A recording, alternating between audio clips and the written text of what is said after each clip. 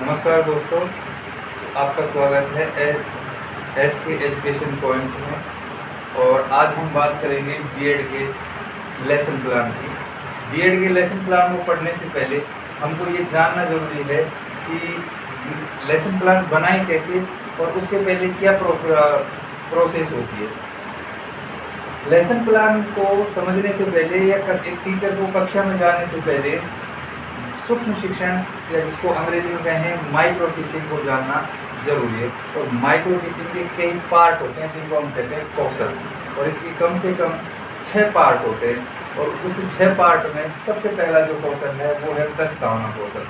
अब प्रस्तावना कौशल क्या होता है इसको समझेंगे। आपके पास डायरी होती है माइक्रो टीचिंग की, उसमें आपको कम से कम 6 कौशल तैयार करने होते हैं। सबसे पहला कौशल होता है प्रस्तावना कौशल, और प्रस्तावना कौशल को कैसे आपको डायरी में बनाना है इसको हम जानेंगे। पर प्रस्तावना कौशल को समझने से पहले कुछ बातों को जानना जरूरी है। एक तो ये कि प्रस्तावना कौशल क्यों किया जाता है, तो मैं आपको बता दूं कि प्रस्तावना कौशल जिस बिंदु को आप बच्चों को पढ़ाने जा रहे हो उस बिंदु को की जानकारी लेने के लिए बच्चे कितना आपके उस बिंदु के बारे में जानते हैं, या पूर्व ज्ञान की जानकारी लेने के लिए हम बच्चों से प्रस्तावना प्रश्न करते हैं। अब प्रस्तावना प्रश्न करने से पहले हमको उसके बारे में कुछ जानकारी होनी चाहिए कि प्रस्तावना के समय, प्रस्तावना बनाते समय, प्रस्तावना निकालते समय हमें किन चीज़ों का ध्यान रखना आवश्यक है। कुछ बातें होती हैं जिनको हमको ध्यान रखना है। सबसे पहले तो मैंने आपको बताया कि प्रस्तावना पूर्व ज्ञान की जानकारी लेने के लिए प्रश्न पूछे जाते हैं कि बच्चे आपके शिक्षण बिंदु से संबंधित कितनी जानकारी रखते हैं। जब आप बोर्ड पे माइक्रो टीचिंग का प्रयास करते हो तो सबसे पहले तो ब्लैक बोर्ड की पूर्ति होना जरूरी है, और इस ब्लैक बोर्ड की पूर्ति में ये 6 चीज़ें आपको लिखना जरूरी है। सबसे पहले डेट है, उसके बाद विषय है, उसके बाद कालांश है, फिर हम कक्षा का निर्धारण करेंगे किस कक्षा के स्तर का हम लेसन प्लान बना रहे हैं, और ये उसके बाद प्रकरण जानना जरूरी है, और उसके बाद समय। तो माइक्रो टीचिंग का जो समय है वो 5 से 7 मिनट का होता है। एक पूरे कालांश का समय होता है 35 से 40 मिनट का, क्योंकि लेसन को हम या एक पाठ योजना को हम टुकड़ों में बांट के जो अध्ययन करते हैं या सीखते हैं, प्रशिक्षण देते हैं, उसे हम कहते हैं कौशल। और उसमें पहला कौशल है प्रस्तावना। आओ आज हम जानते हैं प्रस्तावना कौशल को पढ़ाते समय कुछ बातें ध्यान रखी जाती है। वो कौन कौन सी बातें हैं। सबसे पहले आपको चाहिए कि प्रस्तावना के जो प्रश्न हैं उनका क्रम सरल से कठिन की ओर होना चाहिए। सबसे पहले आपको वो प्रश्न बच्चों से पूछने हैं जो बिल्कुल सरल हो। जैसे मैंने आपके सामने एक प्रस्तावना बना के रख रखी है, और उसका प्रकरण, मेरा सब्जेक्ट है एसएसटी, कक्षा मैंने कक्षा 6 का चुनाव किया है, और प्रकरण मेरा रहेगा महाराणा प्रताप। पर आपको ध्यान रखना है आप एक प्रकरण बाद में लिखेंगे, अभी आप प्रकरण नहीं लिखेंगे। दूसरी बात आपको ध्यान रखनी है कि प्रश्नों की तारतम्यता का ध्यान जरूर रखना है। तारतम्यता क्या होती है? जैसे मैंने प्रश्न किया हमारे देश का नाम क्या है। पहला प्रश्न किया हमारे देश का नाम क्या है। बच्चे ध्यान बताएंगे कि हमारे देश का नाम भारत है, हिंदुस्तान है, या इंडिया भी बता सकते हैं। अब जब हम दूसरा प्रश्न करेंगे तो ये जो आंसर आया है इनमें से किसी एक बिंदु को उठाएंगे, एक चीज को उठाएंगे, उससे आंसर से ही अगला प्रश्न स्टार्ट होता है।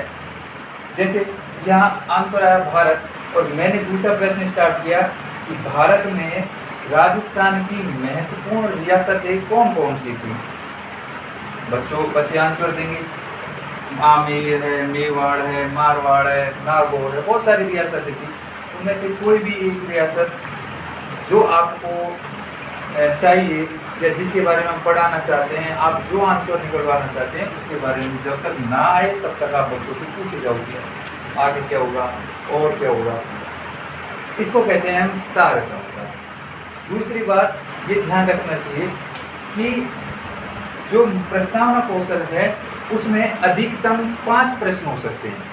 कम से कम 3 प्रश्न होने चाहिए, अधिकतम 5 प्रश्न होना हो सकते हैं, इससे ज़्यादा नहीं। इससे ज़्यादा करोगे तो फिर आपका टाइम ज़्यादा हो जाएगा।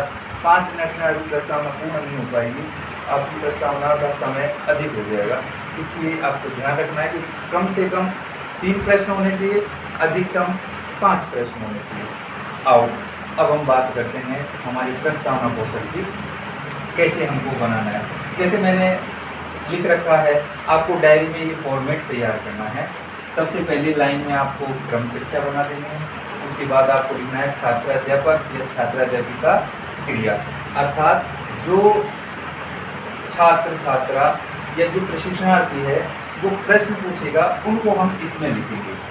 इसके बाद जो बच्चे आंसर देंगे वो छात्र भी हो सकते हैं, छात्राएं भी हो सकती हैं, तो उनके आंसर हम यहाँ लिखेंगे। मैंने बना रखा है आपके सामने।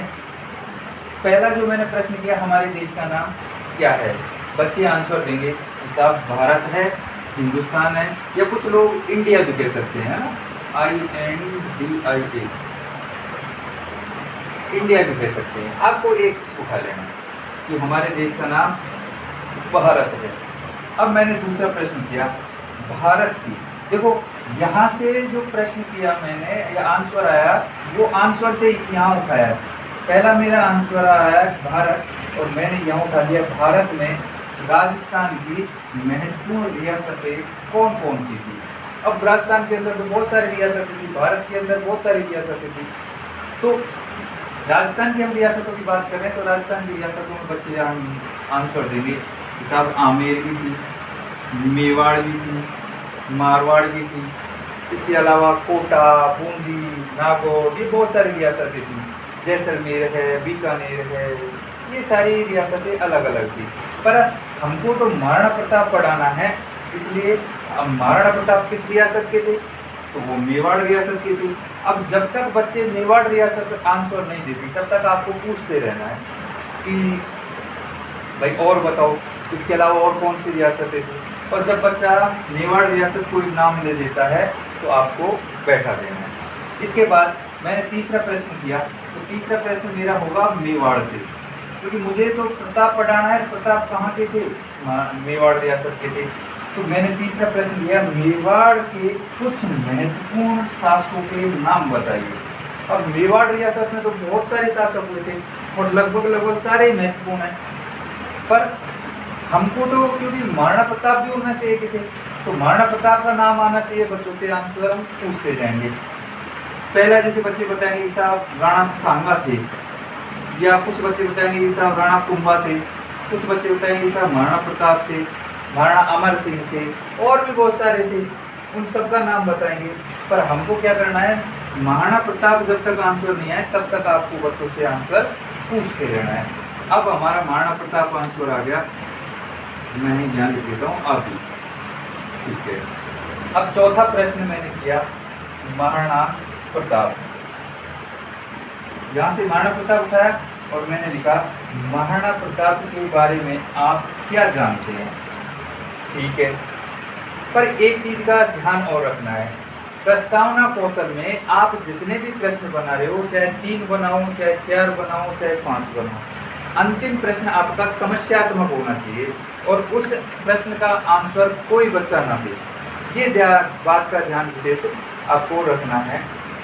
तो देखो मैंने चौथा प्रश्न जो बना रखा है वो है महाराणा प्रताप के बारे में आप क्या जानते हैं।